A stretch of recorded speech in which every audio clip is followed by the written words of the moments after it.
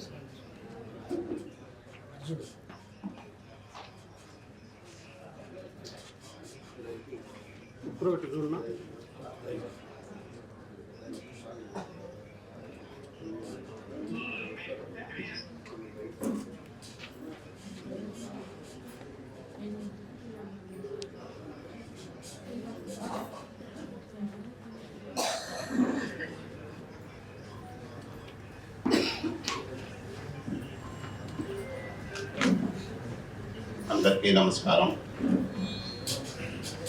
ఈరోజు మనం 30వ వర్ధంతి సందర్భంగా ఎన్ఆర్ఐ తెలుగుదేశం మన బాలకృష్ణ గారి ఆధ్వర్యంలో ఈ యొక్క సమావేశాన్ని ఏర్పాటు చేయడం చాలా సంతోషంగా ఉంది.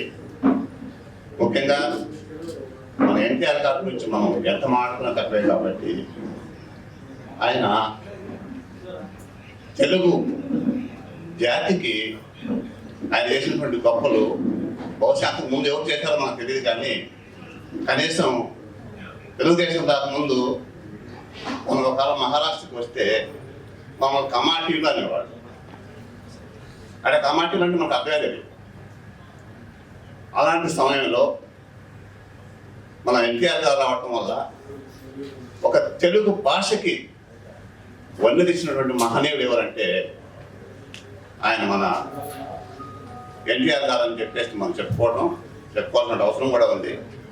అంతకుముందు మనకి బ్రిటిష్ వారి పరిపాలనలో కొంతమంది మహనీయులు ఉన్నారు, వేరని చెప్పు, కానీ తెలుగు భాషకి అంత మహనీయులు తెచ్చినటువంటి వ్యక్తి మన నందమూరి తారక రామారావు గారు. ఆయన ఒక మతానికో ఒక కులానికో ఒకదానికి సంబంధించినటువంటి వ్యక్తి కాదు, మొత్తం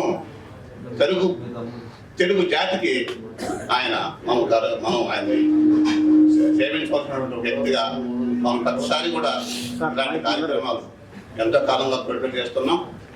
అలాంటి అదే సంప్రదాయంతో ఈరోజు ఇంత మంచి కార్యక్రమాన్ని చేస్తూ ప్రత్యేకంగా ఇంతవరకు ఎన్ని కార్యక్రమాలు చేసినా కానీ ఇలాగ ఒక మహోన్నతమైన వ్యక్తిని కూడా లైవ్లో తీసుకొని చాలా మంచి కార్యక్రమం చేశారు. అలాగే మనం ఈ యొక్క కార్యక్రమాలు చేసుకుంటూ ఇంకా కొంచెం మార్పులు కూడా చేయాలి. మన తెలుగుదేశం పార్టీ కావచ్చు, తెలుగు భాషా పరంగా మాట్లాడడం కావచ్చు. ఎందుకంటే ఇంకా రాజకీయ పార్టీ కాదు కాబట్టి రాజకీయాలకు అతీతంగా మనం తెలుగు వాళ్ళం ఎన్నో సాధించిన ఘనత చాలా ఉంది. ఒక పోయిట్ ఎగ్జాంపుల్ తీసుకుంటే మనం ఒక 50 సంవత్సరాల్లో ఎక్కడి నుంచి ఎక్కడికి పోయామో అసలు అంకెలు లెక్కలు వేరు. అలాంటి తెలుగు వారి పట్టుదల మనం ఉన్నాం కాబట్టి మనం ఎప్పుడు కూడా పార్టీ మీద ఉంటే మనం ఉండాల్సిందే. ఒకే పార్టీ ఎప్పుడు ఉండదు. అయితే మనం మాట్లాడుకునే భాష కానీ ఒకరినొకరు ఎమర్జెన్సీ చేసుకోవడం కానీ ఇటువంటి లేకుండా కూడా చేసుకోవడం ముఖ్యమైన అంశం. అలాగే ఇప్పుడు ప్రస్తుతం కోవిడ్లో చట్టాలు చాలా కఠినంగా ఉన్నాయి కాబట్టి ఎక్కడ ఏం చేసినా కానీ మనం ప్రపంచానికి చెప్పాల్సిన కొన్ని ఉన్నాయి, కానీ కొన్ని లేవు. కాబట్టి మీరందరూ కూడా జాగ్రత్తగా ఎప్పుడు కూడా మన తెలుగు వారికి ఎలాంటి చెడ్డ పేరు తీసుకురాకుండా తెలుగు వాళ్ళందరూ కూడా కలిసి వాటికి అతీతంగా కూడా మనందరం కూడా ఐక్యంగా కలిసి ఉండాలని చెప్పేసి అందరినీ కోరుకుంటూ ఈ అవకాశం ఇచ్చిన మీ అందరికీ కూడా పేరు చేయడం ధన్యవాదాలు. Thank you very much.